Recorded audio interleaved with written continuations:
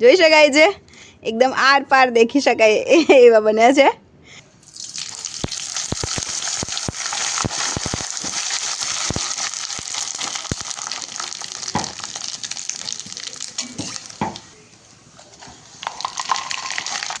જોઈ શકાય છે મિત્રો કેટલી સરસ આપણી પાપડી તૈયાર થઈ છે। તો મિત્રો જોઈ શકાય છે આપણા સાબુદાણાના પાપડ કેવા જબરદસ્ત જોતા મોંમાં પાણી આવી જાય એવા બન્યા છે કે નહીં। જો તરત જ તૂટી જાય અને મોંમાં મૂકતા તો રૂ જેવા જાણે ઓગળી જાય। જોઈ શકાય છે એકદમ સરસ મજાના પાપડ બન્યા છે। તમને જો મારો આ વિડીયો પસંદ આવ્યો હોય, આ રેસીપી પસંદ આવી હોય તો કમેન્ટ જરૂરથી કરજો, વિડીયોને લાઈક કરી દેજો, નવા આવ્યા હોય તો ચેનલને સબસ્ક્રાઈબ કરી દેજો હા, જેથી આવા સરસ મજાના પાપડ અને બીજી બધી જ રેસીપીઝ તમને મળતી રહે। તો આપણે અહીં સાબુદાણા લેવાના છે અને સાબુદાણા આપણે સારી રીતે પહેલાં સાફ કરી લેવાના અને 5 થી 6 કલાક માટે આવી રીતે પલાળી દેવાના છે।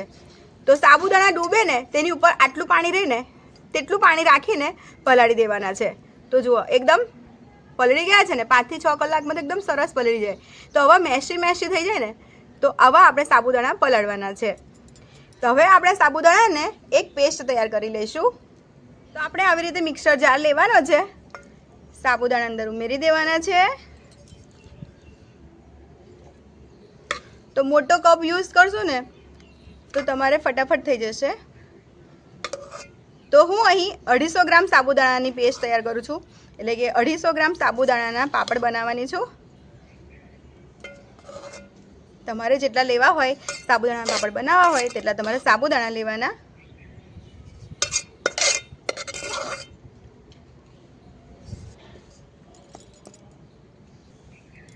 હવે આપણે આ સાબુદાણાની પેસ્ટ તૈયાર કરવા માટે 1 વાટકી પાણી લેવાનું છે, જેથી સાબુદાણા આપણા સરસ પીસાઈ જાય। વધારે પાણી નહીં ઉમેરવાનું, જેટલું જરૂર પડે તેટલું જ લેવાનું। 1 વાટકી પાણીથી તો થઈ જશે, 250 સાબુદાણા છે। ચાલો હવે આપણે તૈયાર કરી લઈશું સાબુદાણાની પેસ્ટ। તો મિત્રો અહીં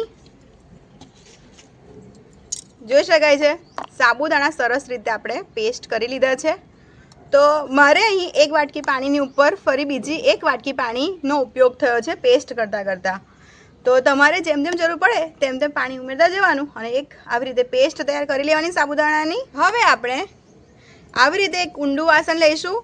તો તમારે જે વાસણમાં બનાવવાનું હોય એ વાસણમાં પેસ્ટ કાઢી લેવાની છે।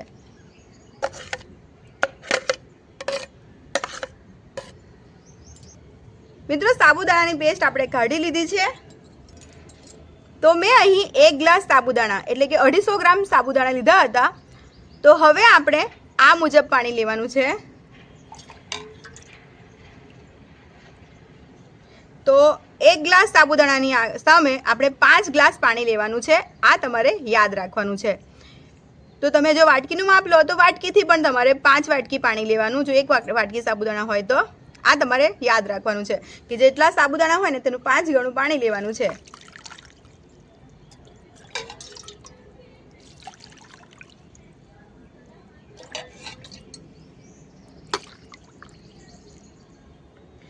તો અહીં હું 3 ગ્લાસ પાણી ઉમેરું છું, કેમ કે હજી પેસ્ટ આપણી ઉકળશે તો ઉકળશે તેમ તેમ જેમ જેમ જરૂર પડશે તેમ તેમ આપણે પાણી ઉમેરતા જવાનું છે। તો બસ હવે આપણે આ સારી રીતે મિક્સ કરી લેવાનું।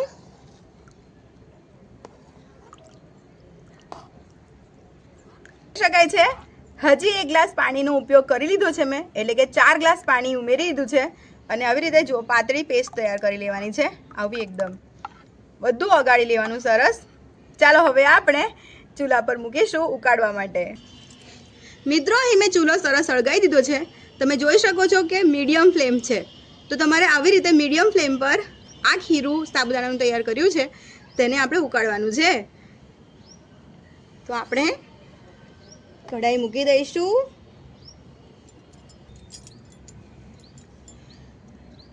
મિત્રો આપણે અહીં ઉપવાસ માટે બનાવી રહ્યા છે સાબુદાણાના પાપડ, એટલે ફરાળી મીઠું ઉમેરી દઈશું,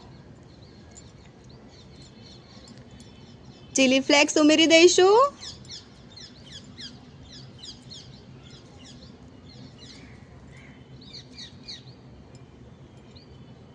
તમે અહીં લીલા મરચાં પણ ઉમેરી શકો છો, ધાણા પણ ઉમેરી શકો છો, અને અમુક લોકો ટામેટાં પણ ખાવા પસંદ કરતા હોય છે, તો ટામેટાં પણ ઉમેરી શકાય, તેની પેસ્ટ પણ ઉમેરી શકાય. હવે આપણે સતત હલાવતા રહેવાનું છે જ્યાં સુધી આ દૂધિયું દેખાતું આપણું ખીરું ટ્રાન્સપરન્ટ ના થઈ જાય અને એકદમ સરસ ઘટ ટ્રાન્સપરન્ટ ના થઈ જાય ત્યાં સુધી તો આપણે મિક્સ કરતા રહીશું.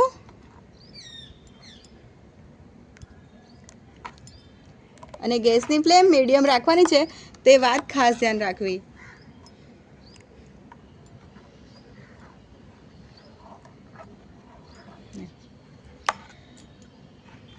મિત્રો આવી રીતે મિક્સ કરતાં કરતાં 5 મિનિટ થઈ ગઈ છે અને જુઓ ખીરું થોડું અલગ કલરનું થવા આવ્યું છે. તો હવે આમાં આપણે બાકી બચેલું 1 ગ્લાસ પાણી પણ ઉમેરી દઈશું.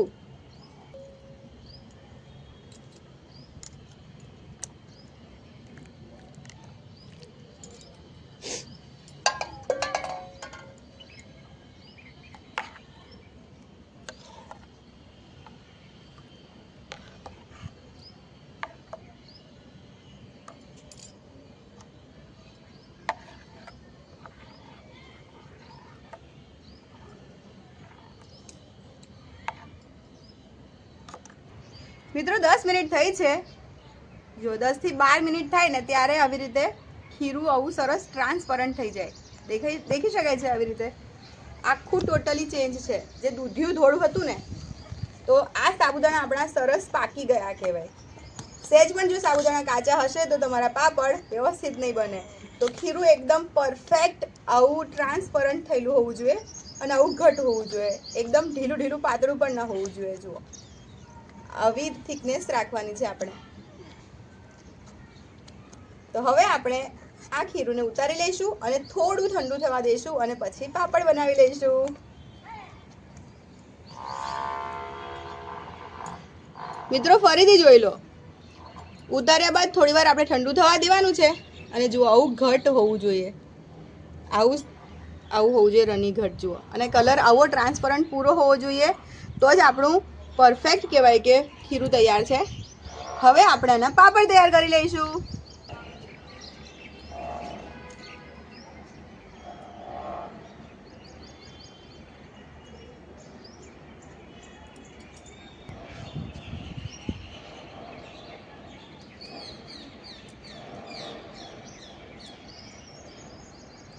તો તમારે જેટલા માપમાં બનાવવા હોય એટલા માપના તમારે પાપડ તૈયાર કરવાના.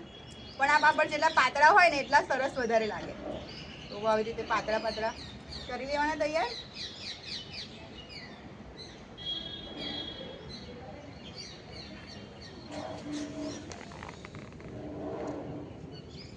તો આવું કંઈક માપનું હોય ને તે લેશો ને તો તમને છે ને પરફેક્ટ પાપડનો માપ ખબર પડશે કે આટલું આપણે ખીરું ઉમેરીએ તો આટલા સરખા માપના પાપડ તૈયાર થાય. બીજું કંઈ નહીં. તો બસ આવી રીતે ફેલાવી લેવાનું છે બધું.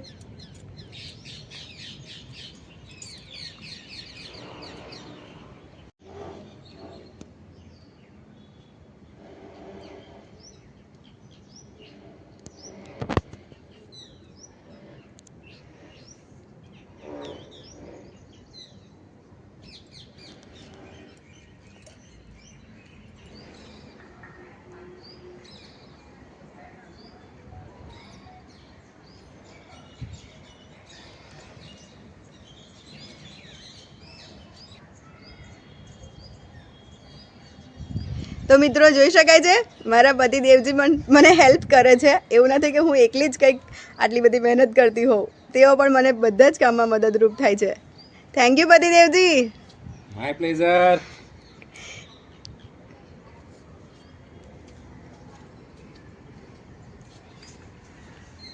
પાપડ ખાવાની બહુ મજા આવવાની છે. હા પતિદેવજીની ફૂલ મહેનત છે. Thank you thank you. આ બાજુ સ્માઈલ તો આપશો. અરે કામ કરું છું હમણાં હું. ડાર્લિંગ વાઇફ ચૈત્રી નવરાત્રિની પૂજાની તૈયારી કરી રહી છે ઉપવાસમાં ખાવાના પાપડ બનાવીને.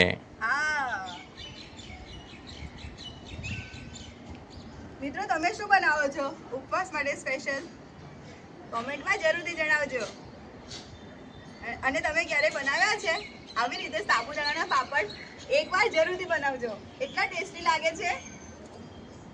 અને વિડીયો પસંદ આવે તો લાઈક કરી દેજો, કોમેન્ટમાં પણ કહેજો. નવા આવ્યા હોય તો સબસ્ક્રાઇબ કરતા જજો ચેનલને, જેથી અમને વારે ઘડીએ મળતા રહો અને આવી સરસ મજાની રેસિપીઝ તમને મળતી રહે. જુઓ સરસ મજાના બધા પાપડ તૈયાર કરી લીધા છે. અને આ પાપડને સુકાતા વાર નથી લાગતી. 1 થી 1.5 દિવસ કે 2 દિવસમાં તો સરસ પાપડ સુકાઈ જાય. અને આ પાપડ તમે ઘરમાં પણ બનાવી શકો છો. પણ તો મિત્રો, સાબુદાણાના પાપડ એકદમ સરસ મજાના સુકાઈ ગયા છે. જોઈ શકાય છે, એકદમ આર પાર દેખી શકાય એવા બન્યા છે. તો રાત્રે મેં ઘરમાં લઈ લીધા હતા પાપડને, જો, અને પછી સવારે આવી રીતે ભેગા કરીને તડકો લગાડી દીધો તો એકદમ ફટાફટ સુકાઈ પણ ગયા. તો આ પાપડ ઝટપટ બની જાય અને ઝટપટ સુકાઈ પણ જાય. તો ચાલો હવે હું તમને આ પાપડ તળ્યા બાદ કેવા બને છે ને તે બતાવી દઉં.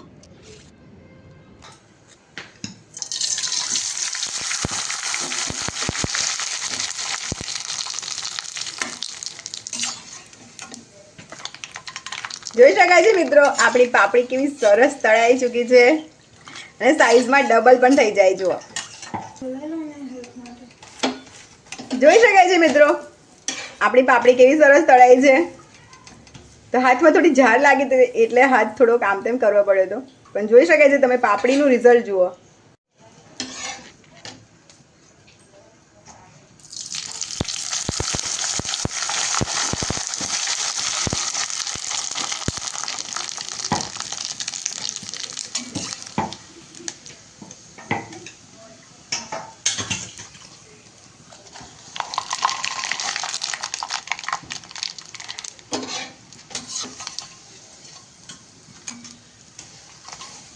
જોઈ શકાય છે મિત્રો, કેટલી સરસ આપણી પાપડી તૈયાર થઈ છે.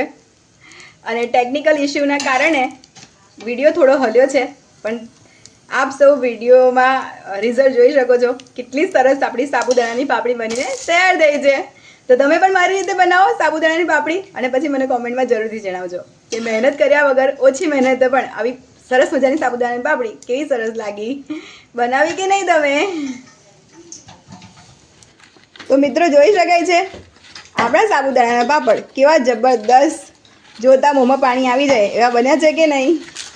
જો તરત જ તૂટી જાય અને મોંમાં મૂકતા તો રૂ જેવા જાણે ઓગળી જાય. જોઈ શકાય છે, એકદમ સરસ મજાના પાપડ બન્યા છે. તમને જો મારો આ વિડીયો પસંદ આવ્યો હોય, આ રેસીપી પસંદ આવી હોય તો કોમેન્ટ જરૂરથી કરજો, વિડીયોને લાઈક કરી દેજો. નવા આવ્યા હોય તો ચેનલને સબસ્ક્રાઈબ કરી દેજો હા, જેથી આવા સરસ મજાના પાપડ અને બીજી બધી જ રેસીપીઝ તમને મળતી રહે. તો મિત્રો ફરીથી મળીશું એક મસ્ત મજાની આવી જ ટેસ્ટફુલ રેસીપી સાથે, મસ્ત મજાની આવી ઇઝી રેસીપી સાથે. ત્યાં સુધી તમારું ધ્યાન રાખજો. Love you all.